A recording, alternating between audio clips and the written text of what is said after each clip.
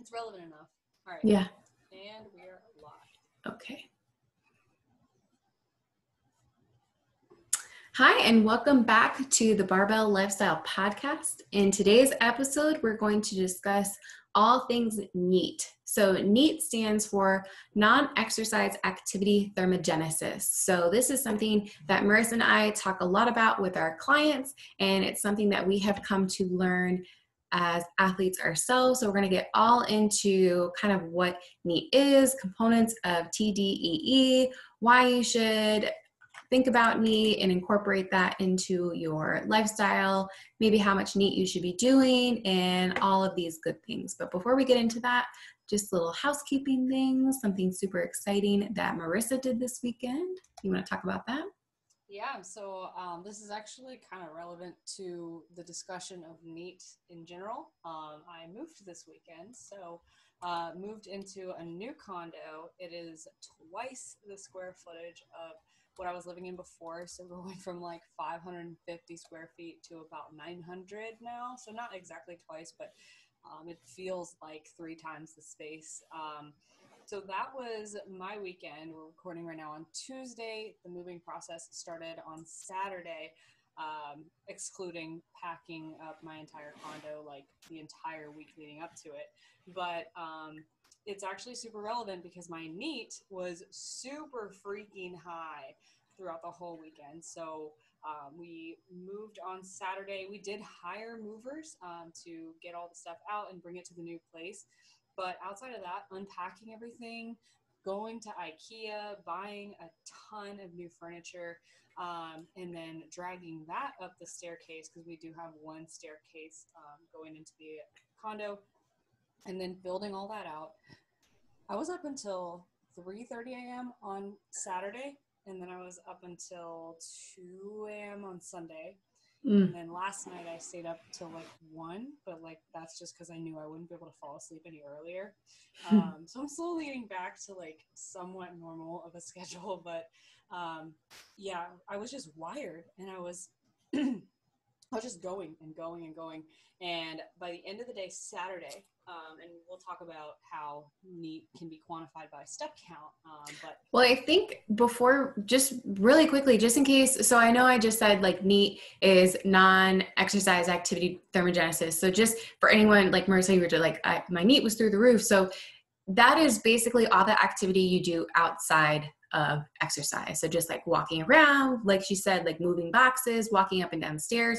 So it's not like you go to the gym, you work out, you get in your workout, or you're doing 30 minutes of cardio. It's just everything you do, from like moving your hands, like fidgeting, just all movement that's not like specifically exercise based. So yeah, just to clear that up real quick. That's a good interjection, because that can definitely confuse some people. Yes.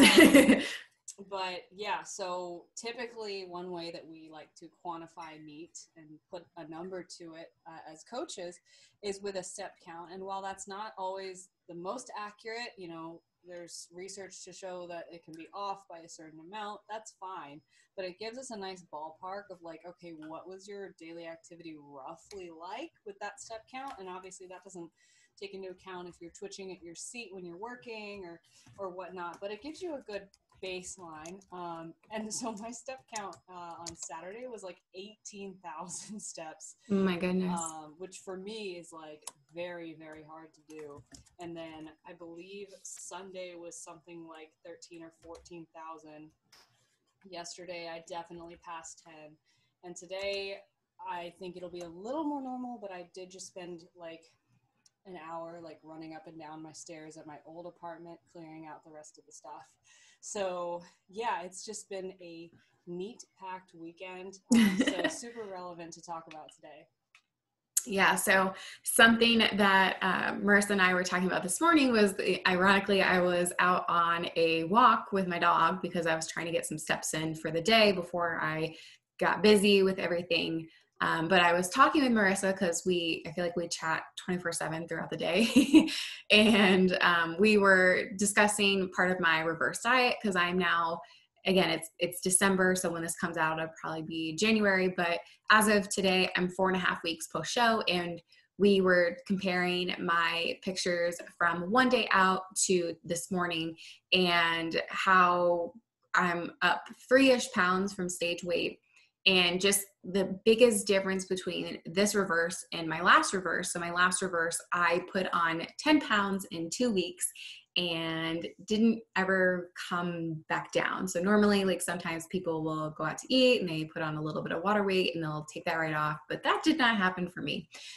So one of the things that we were talking about was a big difference between that reverse and this reverse is I'm actually doing my cardio with intent. So I'm not just kind of getting on and not really doing everything mindlessly. So I'm still having intent with my cardio sessions and I'm prioritizing NEAT. So we'll kind of talk about everything that goes into it. And I think it's just because everything that I've learned throughout the years and how I know how to implement NEAT and how to track it. And also just knowing the importance of NEAT and how that plays into your overall caloric expenditure. So I think that's actually a good segue to talk about kind of what goes into your total daily energy expenditure or your TDEE.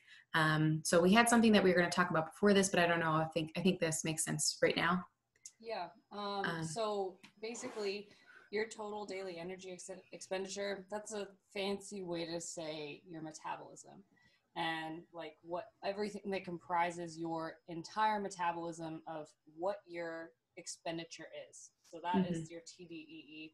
And it's broken up into 4 components. So it's broken up into your basal metabolic rate. Sometimes it's also termed resting metabolic rate. There's a small difference between the two, but like for the purposes of this podcast, let's call it BMR, basal metabolic rate. That is if you are going to lay down, not move a single muscle and just be basically awake, but as close to sleeping as possible, essentially. And so you're not moving, and how many calories you would burn if you did that for 24 hours is your BMR. And your resting metabolic rate is similar, but you might just be like sitting up instead of laying down. But they can be measured in different ways, but essentially, resting, not moving, how many calories you would burn per day. So that's going to be, for women, it typically ranges around like 1,100 to 1,500 calories, depending on how much they weigh. For men, it's roughly, a little bit higher than that just because they have higher body masses. So roughly 1,500 to 2,000 calories, depending on the body size. Then you have the TEF, which is the thermic effect of food. Do you want to talk about, or I don't know if you want to talk about how great of a percentage that goes into your total daily energy expenditure, or maybe do it afterwards? Yeah, I mean, it can be roughly 60 to 70% of your total metabolism, just depending on how much those other things are contributing. So it is the largest portion. I think that's a good point to make, is it is the largest portion of your total daily energy expenditure is your BMR. And you can't really change that unless you change your body weight drastically. TEF is the thermic effect of food. This is typically the smallest percentage, so it can be like roughly 5%, maybe up to 10 if you're eating a lot of foods with a high thermic effect content. Like protein. Yeah, protein or fibrous vegetables. So the thermic effect of food is the amount of calories that it actually takes to digest your food, because it takes energy to digest food. So protein has the highest thermic effect of food. Roughly 30 to 40% of the calories that you consume in protein are actually being burned by digesting it. So it has a very high thermic effect. And then carbs and fats have a lower thermic effect of food, but fibrous carbs, of course, because they take a little bit more energy to digest and they keep you fuller for longer, those have a higher thermic effect than, say, simple carbs, like a cereal. So that is thermic effect of food. I don't know a lot about the nitty-gritty science behind it, but that's the gist of it, and we can change that by changing the composition of our diet. So, more fruits and vegetables, more protein-dense foods, that's going to essentially raise the amount of calories that you're burning from digesting food, but it's not really ever something that's going to be a game changer or super significant in like your actual progress, because it is like that 5%. And the thermic effect of food will change when you're dieting, only because you typically are eating less. So the less you eat, the lower of a percentage that will kind of contribute to. But again, it doesn't really change a whole lot. Yeah. Christina, do you want to go through the next two?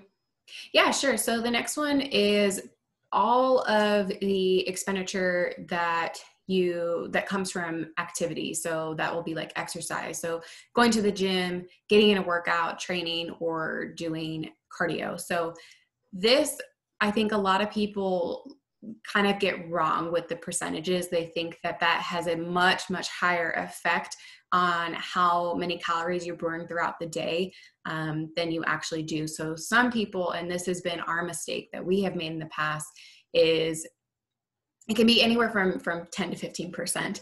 And I think a lot of people think maybe like 30, 40, maybe even 50, or they think that it's even upwards of like 70%. So they will go to the gym and they'll get a session in, and it could be even like a really hard, intense session, and same thing with cardio, but then they come home and sloth the rest of the day because they think that, well, I got my training session in, so, I'm wiped. I don't need to do anything else. So I think to me, when I first was introduced to NEAT and I started looking into the components of how, like, everything that you burn throughout the day, I thought that your basal metabolic rate or your resting metabolic rate would be a lot lower. So I was very, very surprised when I first started, again, getting introduced to all of this. So the next component is NEAT. So what we talked about before, just everything that you do outside of exercise, but it's still activity. So if you're watching the YouTube video right now, you might see Marissa and I move our hands, or we're fidgeting, we're moving around, and that actually does contribute to how many calories you burn throughout the day.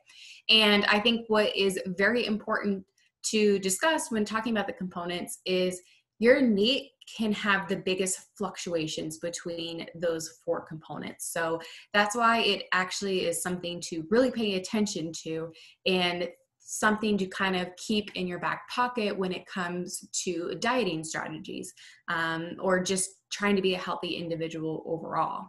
So something that Marissa and I do, and something that we do for ourselves, is we have a step count, because like she was mentioning, that's a really easy way to kind of keep track of your movement throughout the day and making sure that you're hitting a specific goal every single day, because it is very easy to sloth and to sit around your house and not move if you're not cognizant of it, if you're not thinking about it and you don't have a goal throughout the day. Is there anything you want to add? Yeah, I was just going to say, with the exercise expenditure, so the abbreviation for that we might use is EE, but we're probably just going to call it exercise. One of the things is, our smartwatches tell us that we're burning 1,500 calories doing a leg workout.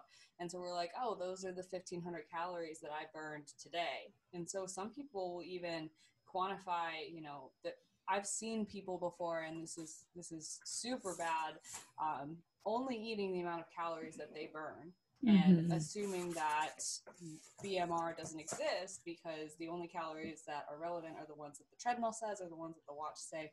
And I'm sure we could talk more about that, the watches and fitness trackers in general, a little bit later. But the misconceptions there are huge. In addition to the misconceptions, and this was what I was going to talk about first, about your metabolism in general. And a lot of times when I get client inquiries and I'm talking with them on a Zoom or on the phone, and most people who are inquiring with a coach have tried some kind of diet before. And a lot of times it works. A lot of times I get people who have lost a significant amount of weight, and they're coming to me for that last bit that they can't get off, or maybe they have yo-yoed back and forth between dieting and regaining and dieting and regaining. And when these people come to me, they say, okay, well, I crash dieted, and I heard that can like break your metabolism or like ruin my metabolism. Like, is that a thing? Or like, is this an irreversible thing that I've like done to myself, this metabolic damage? And that was actually a term. I was just thinking about that with Layne Norton. Yeah, because that was a term back in like 2014, 2015. That was a thing that was kind of coined, I believe, by Layne Norton, like you said. And he used the term damage, and that was quickly kind of edited and reverted to the term adaptation, because you can acutely, quote unquote, damage your metabolism, but nothing that you do to your metabolism is going to be that permanent, because your metabolism is adaptable in every direction, and it's going to adapt to how you treat it, and the fuel sources that you give it, and what you do day to day. And so as we'll get into this, if you are someone who has worried about, did I break my metabolism doing X, Y, and Z crash diet, like, I can almost 100% assure you that you did not break your metabolism. There's probably a lot that you can do, especially with NEAT, to kind of reverse those effects and get yourself back on track. And maybe if, tracking calories or tracking macros is all you're doing, looking at this variable can start to turn that around. So just wanted to bust that myth really quickly. Yeah, so I think it's really important, and this is one of the things that we talk about with reverse dieting and why that's so important, because what your body does, whether it's I guess at all times, what it's trying to do is just kind of make sure you're at homeostasis. So it's trying to say, okay, we're getting X amount of calories and we are burning X amount of calories. So this is how efficient I need to be to keep everything at a baseline. So when you're dieting and you're at your whatever intake you are and you reduce your intake, your body goes, okay, well, we have to do everything that we were doing before, but now we have to be more efficient because we're getting less calories. And so what it does is it kind of down regulates. So that's what happens is your BMR and everything, and actually your NEAT too, is everything kind of starts to slow down. And so the more you diet, so if you're a chronic dieter and you have a big history of dieting in the past, and maybe you've just gone through a big dieting phase, then there's a huge chance that your metabolism is going to be very low. But that doesn't mean that you can't improve it. And that doesn't mean that you can take steps to get back to having a higher metabolism. So what your body has just done is it's kind of fought you throughout this dieting process. And because it doesn't want to necessarily lose weight, it doesn't want to adapt. But what I think is really, really important for people out there to know is this is a normal response to dieting, that you are not weird, you're not broken, you don't have a damaged metabolism. It's just lower. So you just need to take more steps and be careful, with fat regain, but also just trying to build your metabolism back up. So having a coach or having someone in your corner or just being aware of these things can really help you in the future to kind of get back to a more normal state. Yes. And I did want to kind of elaborate on the point of metabolic adaptation. So getting more into the weeds of what metabolic adaptation is, how it presents itself, and how we can kind of see that happening. And then we can go into how do we actually build up our metabolism once it has adapted. So metabolic adaptation, some of the more recent research has shown that the degree to which your BMR actually downregulates isn't as much as we thought it was. So someone who has a basal metabolic rate, or in a research study, they're doing things on a group level. So the average basal metabolic rate of this group of women was 1,300 calories, let's say, hypothetical number, right?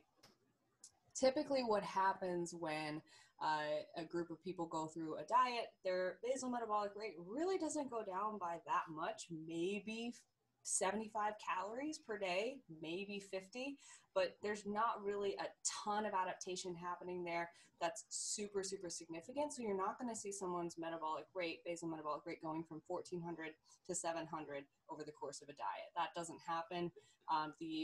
The changes that our metabolism makes, things like amenorrhea, losing our menstrual cycle, immune function kind of going down, those things happen, but they don't really comprise as much energy as we once thought, which brings me to the most important point here, and the topic of this whole conversation is the change in your total metabolic rate throughout the day is most greatly comprised by your NEAT. Like Christina said, there's the most fluctuation in your NEAT from day to day, depending on if you're dieting, if you're in a calorie deficit or not. And those changes will, quote unquote, slow down your metabolism a lot more than any uncontrollable changes in your BMR. And I think the most important takeaway from this is the control aspect. We have control over our expenditure. And so we can't just chalk it up to, oh, well, I'm dieting, so my metabolism is slow and there's nothing I can do about that. We have control. We just have to be very mindful and keep account of that need. Because that's I guess maybe that's what we used to think when we were competing. And it's just, oh, well, I have a shit metabolism and it doesn't matter how much cardio I do, how low of food I eat. I'm just never, I'm never going to lose that last 5 to 10 pounds. But it's because, Marissa has alluded to this before. It's like, well, I should go to the gym, do a cardio, and then sit and I would slog and hard.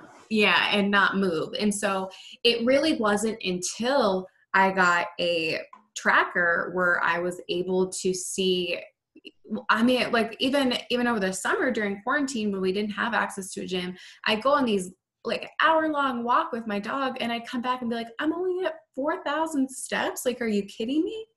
And so tracking my NEAT was a way for me to be like, wow, okay, I just went on this hour-long walk and I would have assumed I got like 10,000 steps, but it's really not that high. So when we go into tracking and establishing your baseline, I just think it's a really good idea. The same way that we go into tracking macros, it's just a good idea to see what kind of activity equates to how much NEAT you're getting. Because once you start to get a little bit more, what's the word I'm looking for? Again, words are hard. Into just having a very good idea of baselines. If you go on a 30-minute walk, okay, roughly that's 3,000 steps. So it just plays into having that experience moving forward and knowing what you need to do in order to get the steps or reach the NEAT level that you want for that day. Yeah, and that was super tough when the seasons changed for me. So yes, basically during the summer and through the fall, I would go on pretty much 30 minutes of walking outside each day. And then my time at the gym typically would comprise my step goal for the day. Full disclosure, it was like try to get 7,000 minimum is like my day-to-day. And if I do that, then I do a pretty good job of just maintaining my weight and keeping that variable constant. And then when the seasons changed, it just started getting, of course, a lot colder towards the more recent months. And all of a sudden, it became very, very hard to hit that goal. And so I found myself pacing my house more. I found myself getting on the treadmill and walking a little bit more when I got to the gym to warm up or to cool down. And those are ways that I kind of have gone about it, but it's so much easier to have a day where I just don't go outside because it's freezing outside. And so that's really tough to keep constant throughout a different season. And I guess we could talk about, how we can maybe change that or change the goal slightly just to make it more realistic. But before we get into that, did you want to talk about how to improve metabolic rate? Yeah, so I think part of having that higher metabolic rate is we talk about reverse dieting. So if you are a chronic dieter, or maybe you're not and you just want to improve your metabolic rate, well, going into a reverse dieting phase, solely incorporating more food, that's a really good way to bring your metabolism up. And what's really important is just having overall more lean tissue or having more muscle. So I like to talk with clients, and especially my female clients, is why muscle is so important. Is if you were to clone yourself, but one person, like one of your clones, one of you has more muscle than the other person. If you're sitting down on the couch watching a movie, well, the person with more muscle is just going to burn more calories overall. So they can eat more food because muscle is it's not efficient for your body to have because it actually requires more food to maintain that muscle mass. So that's why you're able to eat more. it's just overall, I mean, that's what we want. We want to have a better body composition and we want to be able to eat more food. So muscle is awesome. But so having more muscle mass and eating more food, that can help improve your metabolic rate, but also again, just increasing your NEAT. But I think we'll go into, well, if NEAT is so good, well, then maybe I should just have higher and higher NEAT. Maybe I should just do more and more and more. So we'll talk about that in a little bit, but I think it's important to first discuss why we want to do NEAT. So of course, having that metabolic rate, but NEAT is it's just a healthy habit to do. So just being an active individual is just overall just very good for you. And it also helps with digestion. So maybe going on a 10-minute walk after your meal can help with digestion. You don't really feel like everything is just sitting in your stomach. But so those are some of the things that I thought of when coming up with why NEAT is important to incorporate. Yeah, and also just statistically and with epidemiology, there is a much lower rate of developing obesity and other comorbidities like cardiovascular disease, type 2 diabetes, all of that stuff. The risk drops off at about a step count, average daily step count of 4,000 to 5,000 steps. There are actually a few studies kind of correlating, and of course correlation does not equal causation, but there is a very strong correlation between an average daily step count of 4,000 or 5,000 or more with a lower risk of those things. And it just goes into the conversation of the bigger conversation of our country of we have an obesity epidemic, and a lot of that is attributed in part to a very sedentary lifestyle. What happens when you have a very sedentary lifestyle? Your step count is really low because you're not moving. And so I will tell you right now, if I were to get up, make a coffee, work from 8 to 4, and not go to the gym and just hang out at home, I would be at 2,000 or 3,000 steps for the day. I can tell you right now that if I got up, and a lot of times this does happen, especially now that it's colder, I will get up, I will work all day from home, and then by the time it's 4 p.m. and I'm getting ready for the gym, I've accrued maybe 500 steps for the whole day. And so we have to be very intentional about this. And, it can lead to just making it easier to gain weight if we're not, compensating with expenditure, and we're not being mindful of getting in some activity. And again, like Christina said, it's promoting a healthier lifestyle. It's promoting getting up and moving around. And we don't have to be doing these crazy hit circuit Fitspo workouts to be seeing good progress. We just have to move. We just have to walk. And when we simplify it down to something as simple as, hey, I have a client who just signed on who's 250 pounds and they're morbidly obese and they're, nervous to start their journey. Okay, well, let's just have you go on a 30-minute walk every day. And that can be so powerful because it just lowers the barrier to fitness and to living a healthier lifestyle too. And not having to have access to a gym if you don't want to do that. But yeah, I think it's so important. And I feel like also too, when you're cognizant of your NEAT, I feel like you're more productive, like or your house is cleaner. Maybe your garden looks a lot better. It's just because you're moving. So that's why it's really important to incorporate NEAT into your healthy lifestyle. So I think that brings us into the next question or the next topic of, okay, so I know NEAT is important and I know that I should be doing it if I want to be healthy and have a higher metabolism. So how much NEAT should I be doing? And this is really based off of each individual and their lifestyle, because if I have a client who's a nurse and they're on their feet all day, that's going to look a lot different than someone who has maybe an hour commute one way, who sits on their computer. Things are going to look a lot different. So it's going to be based off of each individual. So you heard Marissa say that her step count or her NEAT that she aims for is 7,000, but that's not a magical number. It's not something that you think, okay, well, I need to do that now because Marissa does it. It is something that you just need to figure out, maybe get an idea of what your baseline is, because if your baseline is a couple thousand steps and you jump right to 7,000, well, that's a huge jump. So the same kind of concept that we have with new clients tracking their macros, throw on a fitness watch, get an Apple Watch or a Fitbit, or maybe even just take your phone, because most phones nowadays have step counts or step trackers, and just take it with you and get an idea of how many steps you typically get in a week. And some days will vary, some days you go to the gym, and maybe when you're training, you're walking around from machine to machine, and you tend to get a little bit more steps than on a rest day. And so I like to take a weekly average rather than a daily. I think you should have a specific number that you try to attain each and every day. But I think the biggest thing is just your weekly average. Because again, some days you're going to be running errands, have a lot more to do, and maybe your step counts at 10,000 versus a rest day when it's 3,000. But it is a good idea to have just kind of like something that you aim to hit every single day. So if you are someone, you've been tracking your steps, and let's say you're getting 2,000 to 3,000, well, then maybe a goal should be 4,000. And again, just the same way that we would adjust check-ins and adjust macros, well, we might adjust as a coach, we might adjust your step count for the day.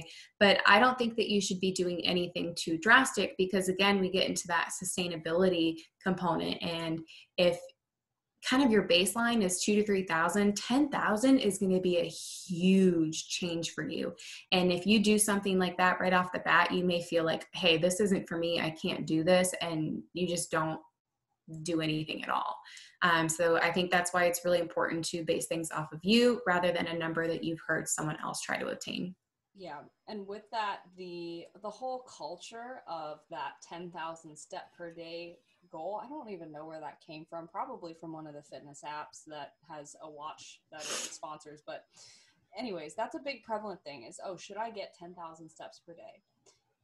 The fact that that is the culture and that is what is perpetuated is not a bad thing, because getting more steps, like we've talked about, getting more movement in promotes a healthier lifestyle. But right, promotes activity. I will say that it's not going to be realistic for the individual that does live a sedentary lifestyle overall. So if you are someone who is averaging 2,000-3,000 steps on a day-to-day basis, because now you work from home with the pandemic, and now you are just sitting on your computer all day, and that's the nature of your job, and maybe you train 2 to 4 times per week, you're not going to be getting 10,000 steps per day without really, really trying hard for it. And so it's like Christina said, it's very important that we don't just try to accommodate to these social norms and say, okay, well, 10,000 is what my Apple Watch says is a good goal, so I'm gonna go for 10,000, because you might be able to do that for a month or 2 months or 3 months or something like that. But then what happens when the seasons change, or what happens when you change jobs? We have to pick something that is, one, relative to you, and also that fits your lifestyle and your ability to actually accommodate to that. So, it's one thing to have an attainable step goal that maybe you need to do a certain amount of walking to get to, but what is sustainable for you? And I think we have touched on that a lot. But when we're setting this goal, the goal with NEAT is not to get our expenditure to a certain amount. It's to stay in a healthy range, right? And to keep a variable constant. And I think I don't want to get too confused with like, oh yes, let's manipulate NEAT to change our metabolism, because yes, we can do that. And that is a tool that we can use when we're dieting.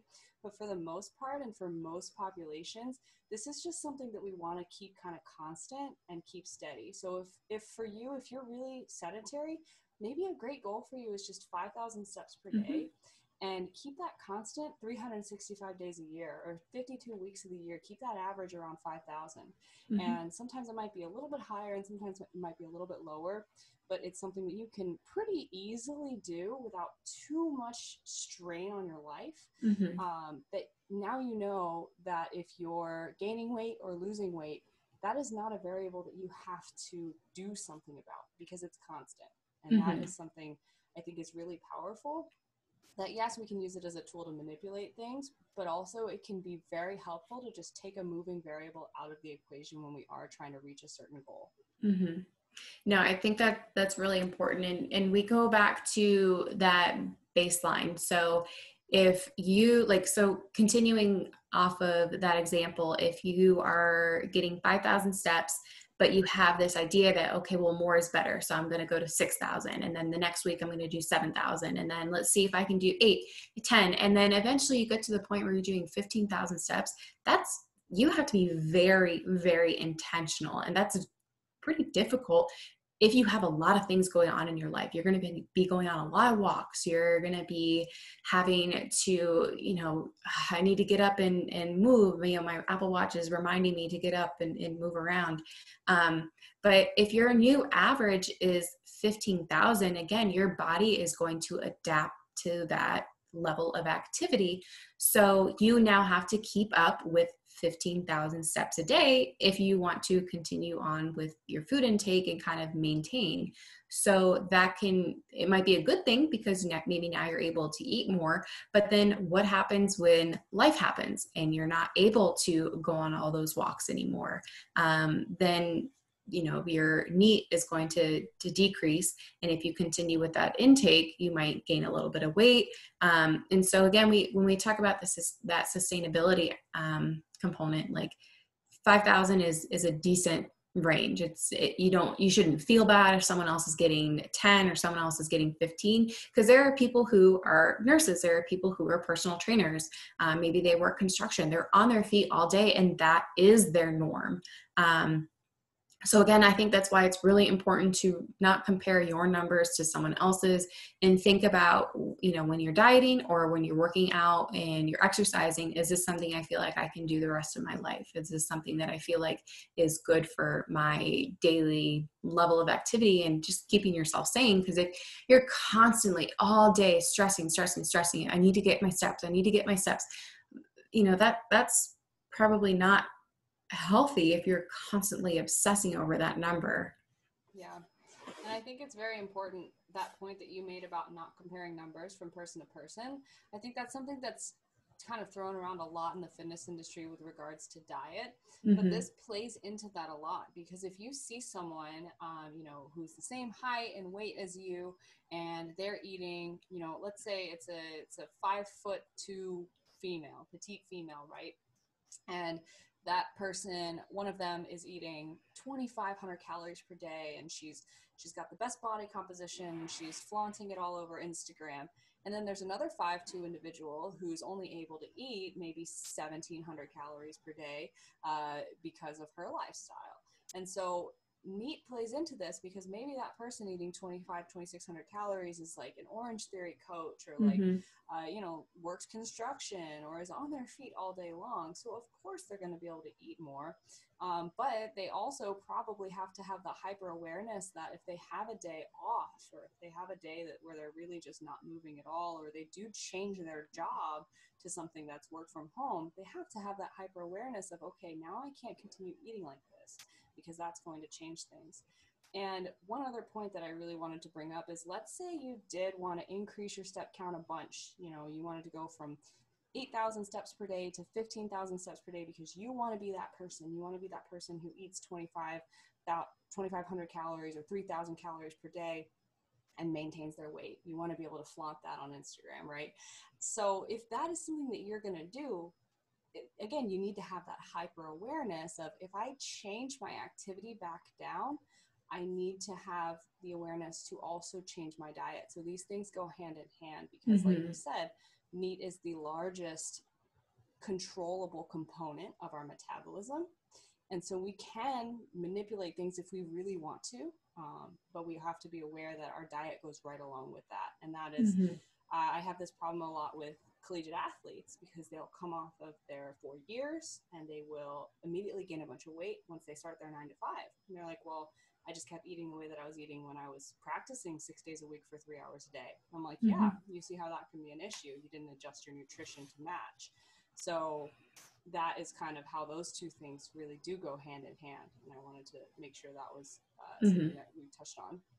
Yeah. So, and the other thing I wanted to build on was, you were talking about how your NEAT should be relatively stable day to day and kind of kept very constant. So we did talk about, though, so NEAT is a variable that I paid attention to during my prep, and it's something that I'm paying attention to in my reverse diet. So when I was prepping, I did manipulate my NEAT. So I went from whatever my average was to trying to increase week to week, or maybe, it's not something that we actually change week to week, but something, okay, well, instead of, 5,000, I want you hitting 8. Okay. Instead of 8, I want you hitting 10.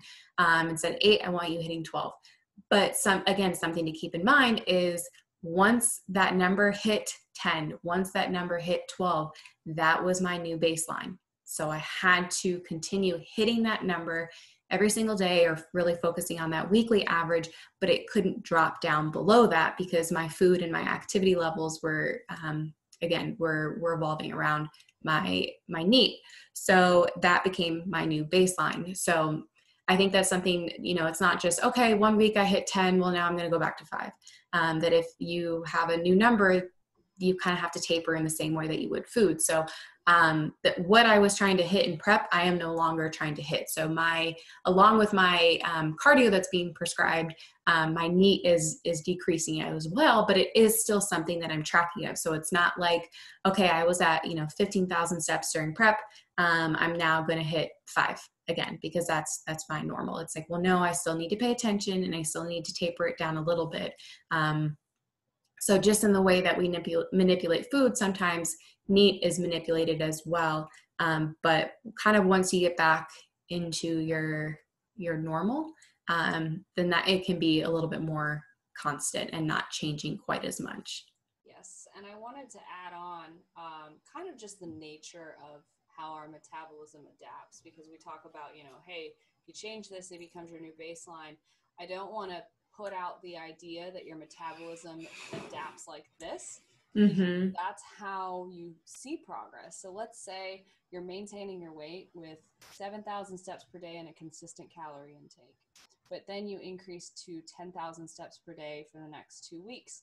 The time period for which that works, if that's 2 weeks, if that's a month of you now losing weight because you have changed your activity levels, then that is the period in which your metabolism is still adapting to that new level, right? So you might be able to go, if you make a drastic change, like maybe even 5,000 to 10,000 steps, you might be able to ride that out for a good month of weight loss, right? Mm-hmm. But then when you get to the point where you are now maintaining that weight loss, but no longer making any further progress, that's when, okay, that 10,000 is now your baseline, because you cannot progress further unless you make another change to something. Mm-hmm. So I did want to just touch on the gradual nature. And so this is why when we make changes with our diet for reverse dieting or dieting down, we are making changes to our diet and to our cardio and activity levels gradually over time, Mm-hmm. right? Whether in either direction. And so it's because there's that lag of like our metabolism doesn't adapt super quick. So if we make a change, we can ride that out for a little bit. And then once we reach that new baseline, that new adaptation and homeostasis, then we make another change to continue to see progress in one direction or another. Mm-hmm. Yeah, that's a really good point. So to kind of jump on into the next topic is, okay, so we know what NEAT is. I have an idea of maybe how much NEAT I should be getting. Well, how can I get some more NEAT? So we talked about things before, you can go on walks, take your dog on a walk. Maybe you park far away or you take the stairs instead of an elevator. So you're just kind of being more intentional of like, I should get up and move a little bit more. So we've talked about this before, like when you're in prep, if you're in prep or maybe you're dieting, again, sometimes you downregulate and your body is telling you not to move and you need to fight it. So instead of, calling a coworker on the phone, you get up and walk over to their office. Or I kind of force myself to get in NEAT sometimes, and like I'll leave. So I always carry a gallon jug of water with me, but I'll leave it in my car instead of taking it into my office. So I know that eventually at some point during the morning, I need to go back out to my car, get my water, and come back in. It's just like small little changes. Or I have 3 bathrooms in my house. And so if I were going to go to the bathroom after this podcast, instead of going to the one that's right outside my office, I'll go to the one that's in my bedroom, which is all the way across my house. It's just small little things here and there that add up daily. So, on my way home, instead of checking the mailbox, I'll go home, get the mailbox key, and walk to my mailbox. Just things like that. That's just little things that can add up and make a huge difference day to day. Yeah, I will say that one way that I do the opposite. So over the course of like just working from home and when the pandemic hit, especially, I like to be really good about my water intake, especially earlier on in the day. Mm-hmm. But I have a lot of clients who struggle really hard with water intake. And so Mm-hmm. one thing that I started using as an example is one way that I'm actually really lazy about NEAT. And so this is one way that it could work in the opposite direction, not to be a bad example. But if you're watching on YouTube, you can see this, but I'm holding a shaker bottle in one hand. And then next to that shaker bottle, I keep a half gallon filled. And I literally keep both of these things on my desk so that I don't have to get up and refill my water bottle. I just open up the half gallon and I pour it in. And so if you want to work the other way with that, you can force yourself to keep getting up and refilling your water throughout the day. Mm-hmm. But I do, there are little things that you can also do in the opposite direction. I guess if you're struggling with water intake and you need to have this next to you to be able to refill it and not skip out on it, that's something that I personally am not willing to sacrifice, and like kind of making fun of myself for it. But like I'm not going to drink water if I don't have this half gallon next to me, because I just get so wrapped up in things that I won't get up to refill my water. And that's something I could definitely be better on. But for me, that's something that's not worth the trade-off, and I get my NEAT in other ways. But I wanted to give that example because you can kind of flip that on its head and you can say, well, I'm going to increase my NEAT by getting up every hour to fill up my water bottle. And, there are things that maybe are inconvenient for you. And I guess this brings up a good point that, you can get your NEAT in multiple different ways. Mm-hmm. You don't have to do all of the things that we just suggested. So there are going to be certain things that are or are not worth the trade-off for you, depending on the nature of your work and mm-hmm. the nature of your lifestyle. Right. And then the final thing is just the analogy. I think I brought this up in another episode. But I think it's so funny because a lot of times when you see people on Instagram or if they're contest prepping, and I don't really do bedroom selfies, but you see the competitor who they're going through contest prep, and over the course of their prep, their bathroom or bedroom selfies just get messier and messier and messier in the background because they're not moving, they're not cleaning their stuff. So one way you can do that, and one way that I've found to be really productive with increasing my activity levels, is chores and just mm-hmm. taking care of the stuff that needs to be taken care of in that aspect. So just cleaning the kitchen a little bit deeper than maybe you would have otherwise, or picking up the stuff from the floor in your bedroom so that your bedroom selfies do look nice and tidy, or something like that is a good way to get in NEAT as well. Yeah. So just like cleaning, maybe gardening, just random things, random chores throughout the house, maybe even going grocery shopping instead of doing online ordering, just small little things.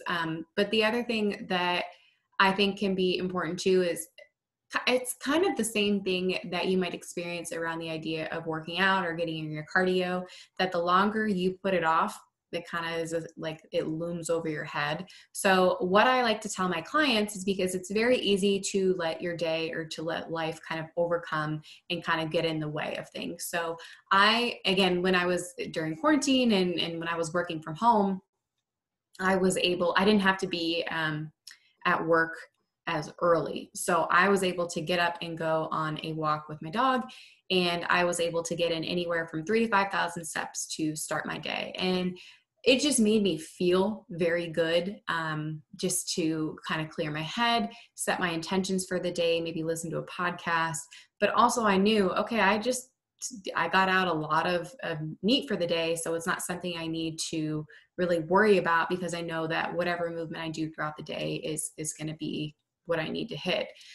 So I think it's just a good way to prioritize your movement, make sure you're getting that in, and it's not 8, 9 o'clock at night and all of a sudden you're like, oh crap, I need to go on a 30-minute walk, but it's dark out. I don't want to go to the gym. It's already cold. And you ended up, oh, I'll just do it tomorrow, and you put it off. So prioritizing your movement and starting your day off with movement can just be something that's just sets the tone for the rest of the day. So that's something that I like to implement with my clients, especially if they're like, well, I ended up working late, so I couldn't go to the gym, or because of that, I wasn't able to do my cardio at the end of my workout. So just if you're able to maybe get up a little bit earlier than normal, get in a little bit of movement, and then start your day. Yeah, and that's huge too, because even me, and like we're sitting here talking to you guys as the quote unquote experts, right? But I'll literally get up and I'll work my whole day and I'll have 1,000 steps or 500 steps, and I'll be kind of stressed out. I'm like, how am I supposed to get to 7,000 now? Like, and like, you know, it kind of just looms over my head like, oh, well, now I got to walk a little bit to warm up for my workout, and I got to get on the treadmill a little bit after.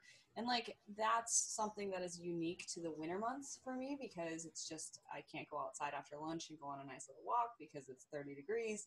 But you know, that just comes with part of the lifestyle, right? If we are trying to set an example as living a healthy lifestyle and being active individuals, we have to practice what we preach. And sometimes that's going to take more discipline than not. And I find for me specifically, the winter months take a lot more discipline out of me than the summer months do, because Absolutely. It's fun to be outside when it's warm. It's fun to go on a walk or do something when it's nice and sunny.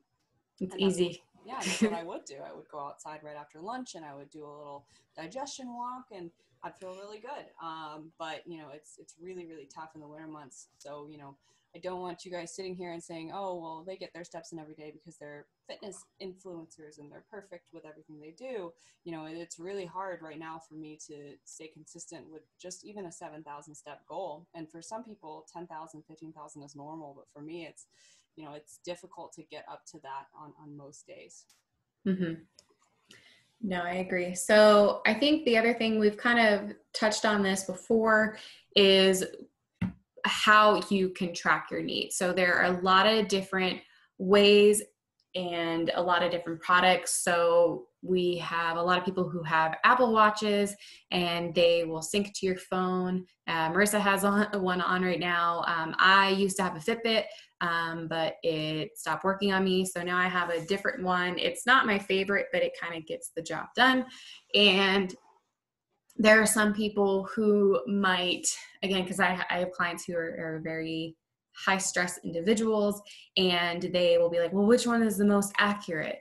I don't really think, yeah, it doesn't really matter. But what matters is you're not, okay, well, today I'm going to wear my Apple Watch and tomorrow I'm going to wear my Fitbit. And then on Wednesday, I'm going to use my phone tracker. And then if you're constantly switching up the way you track your steps, and then that's when it becomes an issue. So whatever and that's not like, oh, well, I was using my Apple Watch, but that broke and now I'm using a Fitbit. Is that wrong? It's just, you're just trying to, again, establish that baseline. And so whatever you're using, just keep it constant. So it doesn't matter. You could use one and one, you know, you could walk the same amount of steps and one does maybe 5 steps more, or one is maybe 10 steps more. It doesn't really matter. It's just keeping it constant. One of the things that I get really frustrated with, though, is my watch, and I know a lot of other watches, Apple might be a little bit different because you can set different modes and be like, hey, I'm biking and not walking anymore. But when I bike, I don't get in as many steps as I would when I'm on the treadmill. So that's really frustrating for me because I have a spin bike at home, and on days where it's really cold or I don't have time to go to the gym and I just want to sit on my spin bike and still kind of hang out with my husband and not leave and go to the gym to get steps in, I'll do that, but my steps are significantly lower. So even though you still might be getting in the same amount of activity, like 30 minutes versus walking versus 30 minutes of biking, just know that can decrease not decrease, but it won't have a higher count for steps. And then something that my mom and I always joke about, and we look like weirdos, but whenever I go through the grocery store or like I'm walking somewhere, you will see me pushing my cart with my right hand so my left arm can still swing and get my steps in. But at the end of the day, the activity is still the same whether your arm swings or not. But I just think I'm so like, it's just I'm so used to it that there would be times where I don't know, I just my left arm has to be like swinging at all times because I want to make sure that my steps are being accounted for. But like even like vacuuming, I try to do everything with the other hand so the other one's still moving. I feel like a weirdo sometimes, but it's just, it's just something that I've been, I don't know, the word for it. I'm really bad with my words today, but it's fun, right? It's kind of fun to like hit your step goal. And like, if you're that type of personality, like I'm culprit of that shopping cart thing too. Yeah. But like, if you like numbers and you like to hit goals like that and you thrive off of that, then that's okay, right? And so it's only problematic if it's something that actually degrades your own mental health or something along those lines.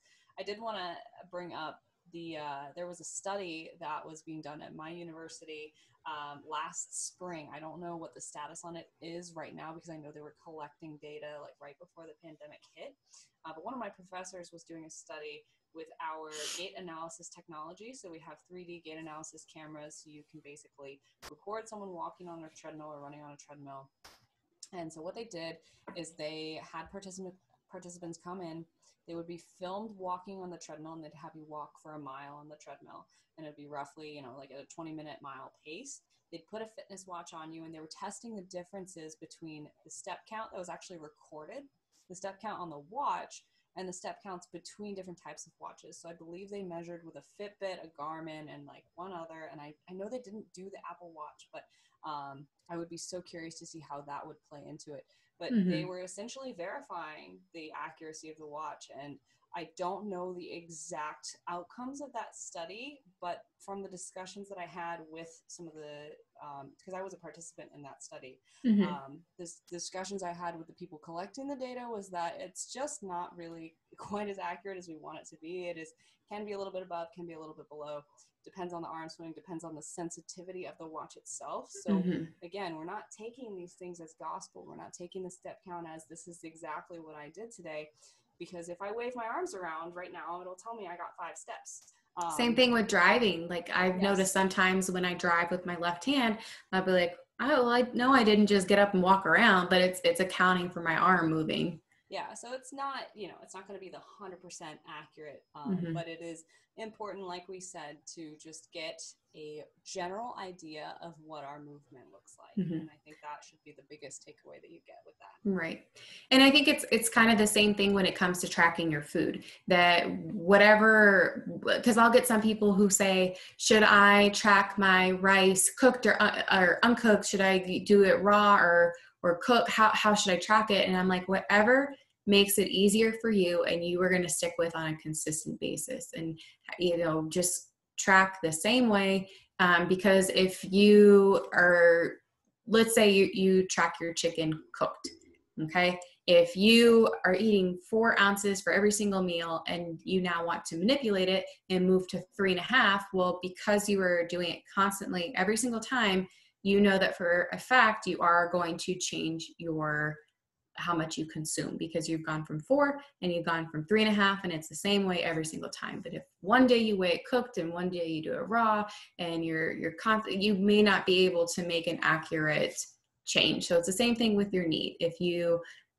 do everything that you normally do, you're wearing the same band from day to day to day to day, whatever you do, it's going to be pretty much accurate for you. So it's not like the magic number is 5,000 steps and you have to hit 5,000 steps. It's just whatever your baseline is, and you can make changes from there. Yeah, and that's a really good segue actually into our last point about, okay, well, what if tracking all these numbers is something that is not necessarily super healthy for you or your mental state, right? And that is essentially what it comes down to is, okay, well, you can kind of quantify, and this goes into the biking thing that you mentioned too. If you go on a 30-minute walk every single day, then you should know roughly how many steps that accumulates for you, right? And so if you do a 30-minute session on the treadmill, and that's roughly 3,000 steps or something like that. I don't actually know what it is, but let's say that's what it is. Yeah, 3,000-4,000. Then, if you're going to substitute that walking for biking the next day, then you can know that your steps can end that day about 3,000 steps lower, and you will be perfectly fine because your activity was probably the same. And then same thing goes for, if you are trying to stay away from the numbers and you are trying to remove those, all the counting out of your life, then okay, take it by behavior by behavior. If you commute to work every single day and you have to park with the watch, at the end of the parking lot, to get your extra steps in getting into your office, then don't stop doing that if you take the watch off. It's the same thing as like you're tracking food. Oh, if I don't plug it in my Fitness Pal, then it didn't count. It's not, it's the same thing as that. If you take the watch off, the activity tracking doesn't stop. You can still quantify, okay, well, if I take a 15-minute walk after lunch every day and I'm going to the gym, that will roughly get me to a 7,000 step goal for the day. So if I stop using my watch, I should still do my 15-minute walk after lunch, and I should get to my steps by the end of the day after the gym. And then if I have a rest day, I should be mindful that if I'm not going to the gym, I should probably go on a little bit longer of a walk. And like just knowing how those things trade off and work. With tracking NEAT, it's very similar to going from tracking your macros to now kind of managing it, quote unquote, intuitively. You just know how these numbers work now well enough that you're able to do it without the numbers themselves. Right. So I think it's kind of silly to think about intuitive eating and like intuitive exercise or intuitive NEAT. Like it's kind of funny because it's like, well, that's how we used to do things, but now I feel like sometimes having all of this data and having all of these ways to track all these things that can lead us to becoming more obsessive with the numbers and trying to be 100% accurate and 100% on my food and nutrition and exercise every single day. And yeah, that can lead to people, especially high stress individuals, to become obsessed with numbers and to become obsessed with being perfect. But again, it's really about establishing that baseline and having a good idea of, okay, this is what I need to eat in order to maintain my weight. And okay, this is the amount of exercise I need to do to maintain my weight as well. And if I want to diet, or if I want to gain a little bit more strength, I might have to manipulate things here and there. But you can do so without tracking, especially if you're someone who does become obsessive with numbers. But I like to think of tracking things, whether it's macros or your exercise, as tools. And there are things that you can implement in order to reach specific goals. So when I prep, I have very, very, very specific goals, and I have to get to, kind of extreme levels. So I do track my macros and I do track my exercise because I'm trying to account for every single variable there is. But for someone who's just living a healthy lifestyle, you don't need to be that obsessive. So it's just a good idea, track for a little bit, get a baseline, and then kind of keep things constant. And if, one day you want to play tennis instead of go, on a 30-minute walk, you can do that. You can substitute things. Fitness doesn't have to be a 30-minute walk every single day, or I have to, do this every single day. It's doing things that you find fun and keep you active and just keep you on a healthy lifestyle. I think that's such a good closing point because, it's really just about being active. And when we talk about, I find it so interesting how we drew so many parallels between tracking our non-exercise activity and tracking our diets, and how similar those things can really be. And so hopefully you guys took away principles not only for tracking your activity, but now also some bigger picture principles with your diet as well, and how those two things go hand in hand, how they interact, and how we can actually use NEAT or just learn how to keep it constant so that we are, perpetuating a healthier lifestyle. And like Christina said, it doesn't have to be a post-lunch 15-minute digestion walk. That's like not set in stone, because if you're going to go and play a sport on the weekend out in the sun, that's a great way to get more activity in. And we don't need to just have these things be so rigid. It's really about the principles of habits and a healthier, active lifestyle. Yeah, I think that's an awesome way to close out this episode. So we hope you enjoy this episode and that you guys learned a lot. So just a little recap. So we talked about your total daily energy expenditure and all the components that go into that. We talked about why NEAT is important, how much NEAT you should be getting, how to get in some more NEAT into your day. Is more better or not? Different kind of trackers, and what to do if you become obsessed with numbers. So if you haven't already, make sure you're subscribed to our podcast. We'd appreciate it if you could leave us a rating and review on iTunes, and share this episode with a friend, maybe someone who you think would benefit or learn about NEAT. And you can find both of us on Instagram. You can find me at Christy Lynn Fit and Marissa at Marissa Roy Fitness. Thank you guys so much for listening. And if you're watching on our YouTube videos, hello. But yeah, thank you guys so much for listening. And we hope to see you back next week, next Tuesday. Sweet. That was a good one.